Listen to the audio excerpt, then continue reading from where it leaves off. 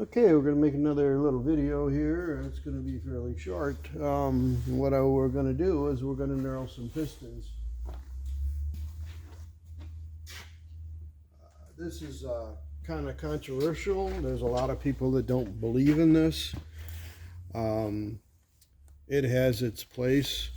You know, if you've got an engine that's freshly built like this one and it had to come apart because it had problems, it lost a cam or something. I don't know the whole details, but it's a fresh build. It's not that old.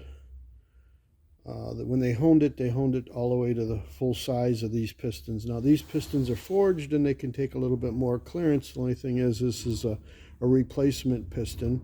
And what that means is basically there's a big groove in the oil return here, and these won't take a lot of excessive clearance. They'll slap and they'll eventually break here.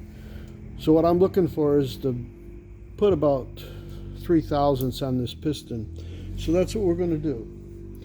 We're going to start the machine up. I got the piston centered in the vise. We'll start her up. Okay, I've got it marked so I know how much I want to build on the piston.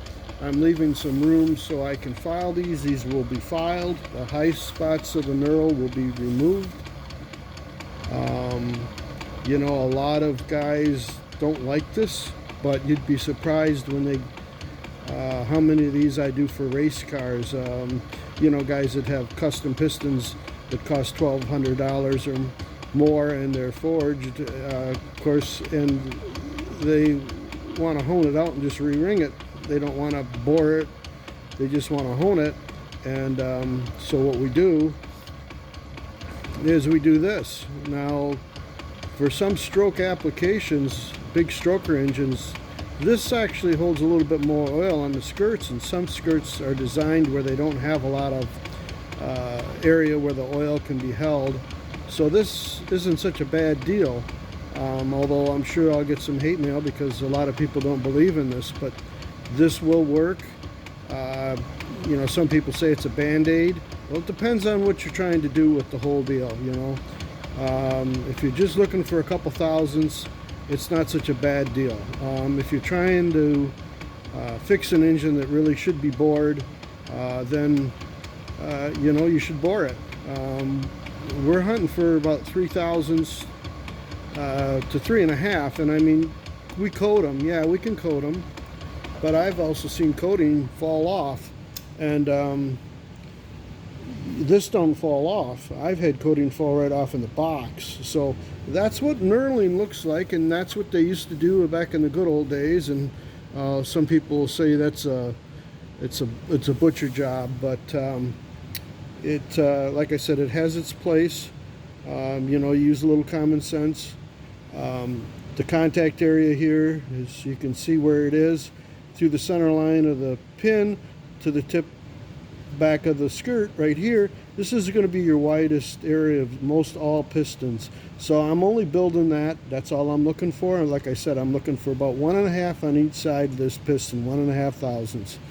So that's what piston knurling looks like. Do I do it all the time? No, I don't. Sometimes, like I said, you know, there's a time and a place for everything. In this particular place and time, it fits the build quite well.